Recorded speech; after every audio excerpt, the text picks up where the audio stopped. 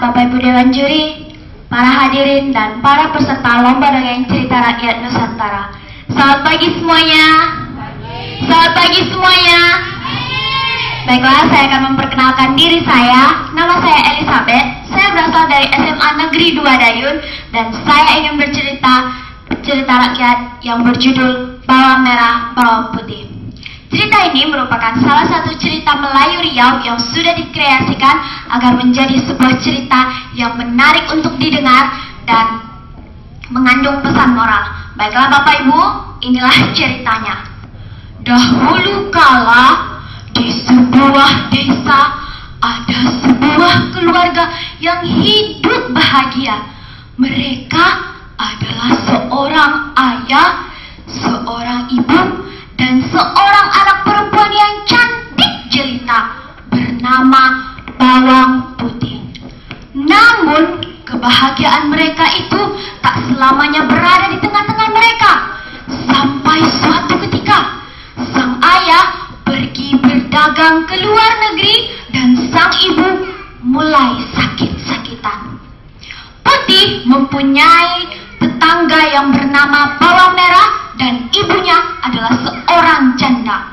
Mereka adalah keluarga yang tidak pernah akur dan tidak pernah rukun. Merah, dasar gadis jelek. Hai, ibu ini selalu saja mengomel. Kepalaku sakit mendengarkannya. Sebaiknya aku pergi saja. Hei anak nakal, mau kemana kamu? Cih, Merah meludahi ibunya. Heh, berani kamu ya sama ibumu melawan? Sini kamu anak nakal, sini. Aduh, ampun Bu, ampun. Dengan geramnya, Ibu Merah pun menarik baju Merah dan memukulinya. Suatu hari, Putih dihibur oleh ibunya.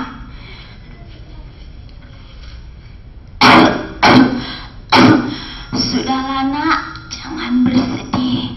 Ibu bangga punya anak sepertimu. Jangan menangis lagi nak. Ibu punya sesuatu untukmu. Ambillah kotak itu dan bukalah. Putih pun mengambil kotak itu dan membukanya. Ternyata di dalam kotak itu terdapat sebuah cincin yang sangat indah.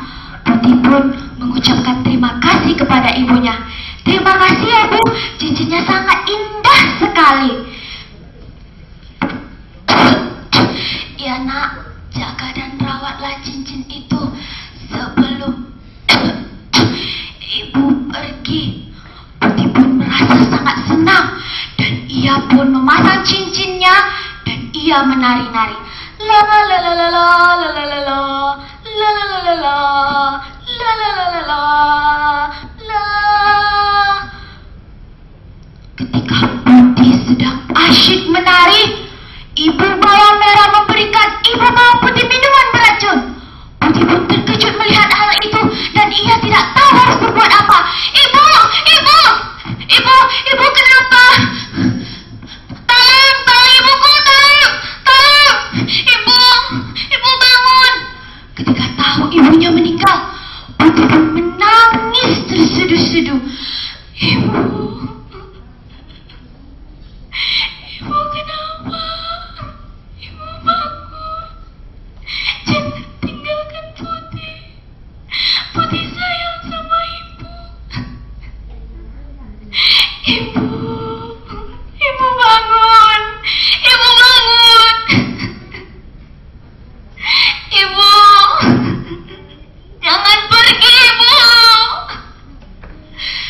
Ketika tahu istrinya meninggal, ayah Bawang Putih pun pulang ke desanya dan mereka pun sangat bersedih. Beberapa bulan kemudian, Ibu Bawang Merah dan ayah Bawang Putih pun menikah. Mereka hidup bahagia. Suatu hari, ayah Bawang Putih kembali lagi ke luar negeri untuk berdagang. Putih pun hidup dengan kakak tirinya dan ibu tirinya. Setelah ayahnya pergi, Putih disuruh mengerjakan semua pekerjaan rumah, mulai dari memberi makan ternak, menyetrika pakaian, dan mencuci kain di sungai. Dan masih banyak pekerjaan yang harus dikerjakan oleh Putih. Anak-anakku, semua permainan ini sudah selesai. Semua ini telah berakhir.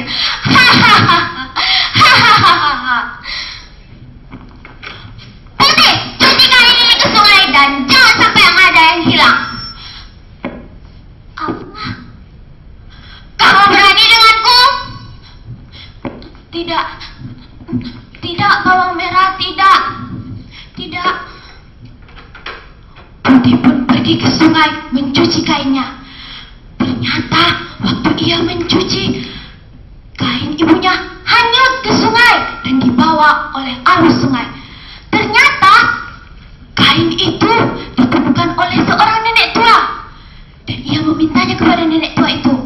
Tetapi nenek tua itu memberikan syarat agar Putih membersihkan rumahnya. Karena Putih sudah terbiasa bekerja keras, akhirnya dia pun menyetujui hal tersebut. Dia pun membersihkan rumah nenek itu. Dan sore harinya, rumah nenek itu sudah bersih. Dan Putih pun berpamitan pulang. Nenek itu pun memberikan kainnya dan sembari menawarkan 2 buah labu yang berukuran besar dan berukuran yang kecil. Karena Putih tidak mempunyai sifat yang tamak dan serakah, ia pun mengambil buah labu yang paling kecil dan membawanya pulang. Sesampainya di rumah, dia dimarahi oleh ibunya. Ibunya berkata, "Hei, anak-anak, dari mana saja kamu? Jam segini kamu baru pulang. Pintar kamu ya, pintar." Aduh, ibu, ampun Putih, ampuni Putih, Bu.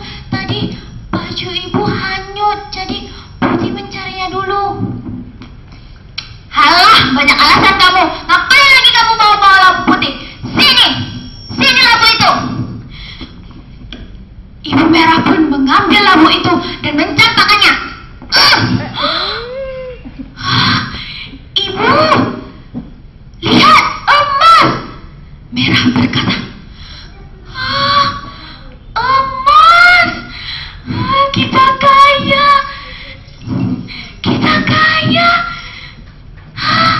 Emas.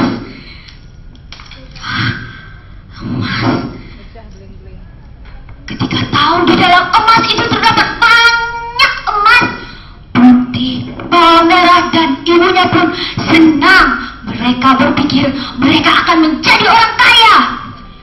Dan karena mereka mempunyai sifat yang tamak dan serakah, mereka pun mengikuti jejak bawang putih. Mereka pergi ke sungai.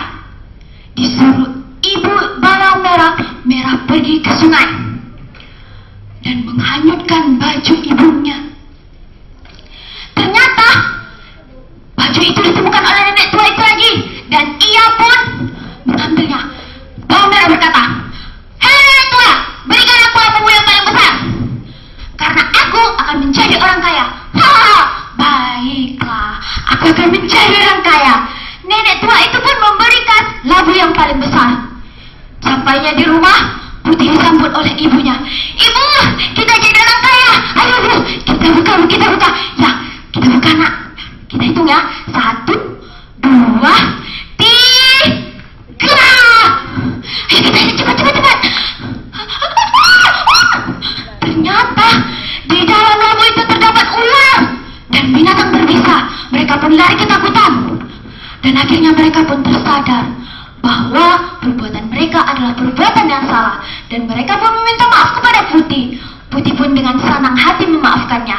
Baiklah, pesan moral yang diambil dari dalam cerita ini, yang pertama, jangan pernah memandang rupa seseorang dari wajahnya, karena penampilan tidak mencerminkan hati yang baik. Dan yang kedua, jangan pernah bersifat serakah, karena keserakahan dapat membawa kita ke dalam kesengsaraan. Dan yang ketiga, jangan berbuat jahat, karena kejahatan dapat menimbulkan kesulitan yang setimpal. Terima kasih atas perhatiannya. Selamat pagi. Pagi. Terima kasih sudah terima nomor 904.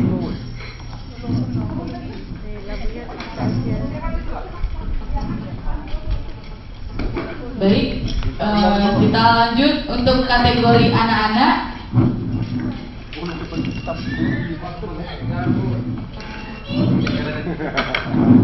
Awas dimatikan. Jawab dia.